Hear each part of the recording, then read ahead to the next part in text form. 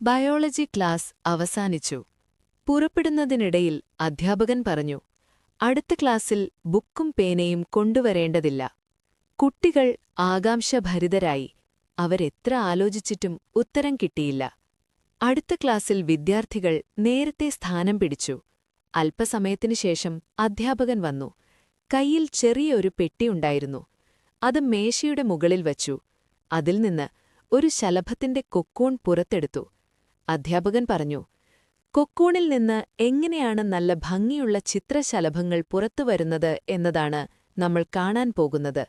അതുകൊണ്ട് ആരും ഇതിൽ തൊടരുത്. അധ്യാപകൻ പുറത്തേക്കു പോയി. കുട്ടികൾ ആകാംക്ഷയോടെയും ക്ഷമയോടെയും കൊക്കൂണിന്റെ പ്രവർത്തനം നിരീക്ഷിച്ചുകൊണ്ടിരുന്നു. വളരെ പ്രയാസപ്പെട്ട് സാവധാനത്തിൽ പുറത്തേക്ക് വരുന്ന ശലഭത്തെ കണ്ട് ക്ഷമ നശിച്ച ക്ലാസ്സിലെ കുസൃതി പയ്യൻ കൊക്കൂൺ പൊളിച്ച് ശലഭത്തെ പുറത്തെടുത്തു. 2 അടി മുന്നോട്ടുവെച്ച് ശലഭം ചത്തുവീണു. കുറച്ചു കഴിഞ്ഞതിനുശേഷം അധ്യാപകൻ വന്നു. അധ്യാപകന് സംഭവം മനസ്സിലായി. അദ്ദേഹം പറഞ്ഞു, എന്തുകൊണ്ടാണ് ശലഭം ചത്തതെന്ന് മനസ്സിലായോ? അതിന്റെ കൊക്കൂൺ നമ്മൾ പൊളിച്ചതുകൊണ്ടാണ് അത് ചത്തുപോയത്.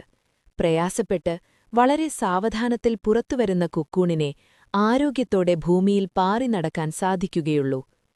വളർച്ചാ കാലഘട്ടത്തിൽ പ്രയാസങ്ങൾ അനുഭവിച്ചവർക്കേ പ്രവർത്തനമണ്ഡലത്തിലെ വെല്ലുവിളികളെ ആർജവത്തോടെ നേരിടാൻ സാധിക്കുകയുള്ളൂ.